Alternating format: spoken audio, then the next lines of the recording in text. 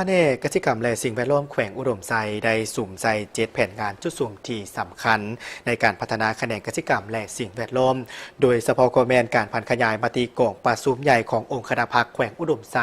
ครั้งที่10ให้ปรากฏผลเป็นจริงพร้อมกันนั้นยังได้สุ่มใจในการผลิตเป็นสินค้าให้เพียงพออยู่ภายในและการส่งออกทดแทนการนำเข้าจากต่างประเทศโดยรวมแล้วภายหลังที่ตามการให้สัมภาษณ์ของทานพิมพ์เสนคุณศิริวงศ์หัวหน้าแผนกกสิกรรมและสิ่งแวดล้อมแขวงอุดมไซได้ให้ฮู้เกี่ยวกับ7แผนงานจุดสุ่มสำคัญในการพัฒนาแขนงกสิกรรมและสิ่งแวดล้อมโดยติดพันในแผนผันขยายมติของประชุมใหญ่ขององค์คณะพรรคแขวงอุดมไซครั้งที่10ให้ปรากฏผลเป็นจริงในนั้นยังได้สุ่มใส่คาดหมายการผลิตเสบียงอาหารเป็นหลักเพื่อให้เพียงพอกับการบริโภคภายในและผลิตสินค้าส่งออกเพื่อทดแทนการนำเข้าให้ลดน้อยถอยลงพร้อมนี้แผนกกสิกรรมและสิ่งแวดล้อมยังได้เอาใจใส่สุกยูส่งเสริมการปลูกฝังและเลี้ยงสัตว์เป็นสินค้าด้วยหลายรูปหลายแบบหลายวิธีการเพื่อแก้ไขชีวิตการเป็นอยู่ของประชาชนบรรดาเผ่าภายในแขวงให้หลุดพ้นออกจากความทุกข์ยากเทื่อละก้าวก็คือที่อันพ้นเด่นอยู่ในรูปใส่เศรษฐกิจเอกลักษณ์เป็นเจ้าตัวเองทางด้านกสิกรรมของเฮานี่ก็ถือว่าไฟบางทีนะการผลิตซีนชื่อว่าพวกเฮาเพียงพอกับความต้องการของสังคมเดี๋ยวนี้อัตราการบริโภคซีนพวกเฮาเฉลี่ยก็ได้60กิโลกรัมต่อคนต่อปีซึ่งในนั้นอันเด่นกว่าหมู่ก็เป็นซีนหมู่นั่นแหละพวกเฮาก็สนองได้เพียงพออยู่ในตลาดชื่อว่าได้ส่งออกต่างแขวงได้นั่นแหละหมู่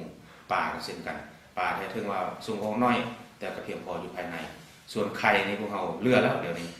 ไข่กินไข่ไก่นี่แหละไข่ตัวนี้จะเป็นไข่ที่มีคุณภาพดี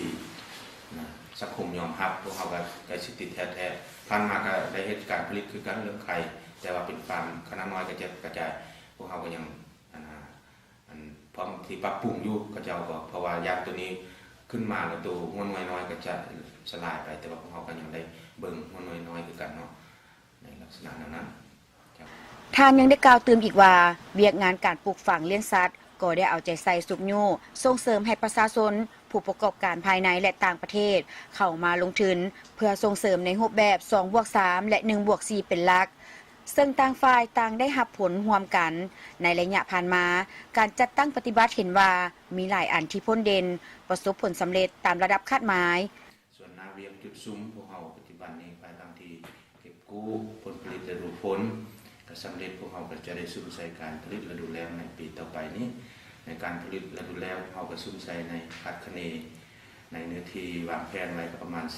4,800 กว่าเฮกตาร์คาดคะเนผลผลิตก็ได้ประมาณ 65,000 ต้นซึ่งในนั้นพวกเราก็ได้ดึงดูดนักธุรกิจผู้ประกอบการมาส่งเสริมประมาณ3น้อยจะปลูกในมีหลายชนิดพืชนั่นแหละโดยเฉพาะประมาณมะโมมะอื้อถั่วเหลืองสดฝักสดถั่วเขียวฝักสดฝักถั่วเบอร์แล้วก็มะเผ็ดสิ่งต้นต่อของเราปลูกพอตอนนี้มีตลาดที่ว่าแน่นอนแล้วสำหรับจุดสุ่มในต่อหน้าทางแผนกกสิกรรมและสิ่งแวดล้อมได้มีแผนงานอันละเอียดเพื่อสืบต่อสุกยูส่งเสริมให้ประชาชนผู้ประกอบการยูแหงขบวนการปลูกการเลี้ยงให้เข้มแข็งกว่าเก่าเป็นเจ้าการประกอบส่วนเวียกงานดังกล่าวในฤดูแล้งเป็นสินค้าเป็นขบวนการฟดฟื้นเพื่อแก้ไขชีวิตการเป็นอยู่ให้ดีขึ้นหังมีผาสุกตามแนวทางนโยบายของภาครัฐในการสร้างเศรษฐกิจเอกราชเป็นเจ้าตนเองอย่างแข็งแรง